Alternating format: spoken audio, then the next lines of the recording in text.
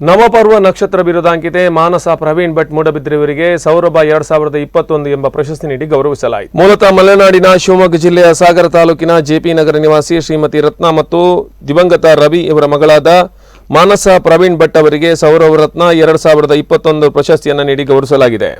ಹಲವಾರು ದಿನಪತ್ರಿಕೆ ಮತ್ತು ವಾರಪತ್ರಿಕೆ ಮಾಸಪತ್ರಿಕೆಗಳಲ್ಲಿ ತಮ್ಮ ಬರಹವನ್ನು ಪ್ರಕಟಿಸಿದ್ದಾರೆ. ಹಾಗೆಯೇ ಹಲವಾರು ಕೃತಿಗಳ ಸಹಾಯಕ ಸಂಪಾದಕಿ ಆಗಿದ್ದಾರೆ.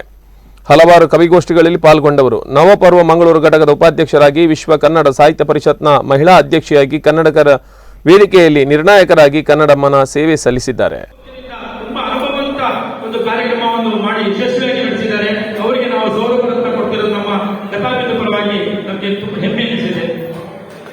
ಶ್ರೀಮತಿ ರೇಷ್ಮಾ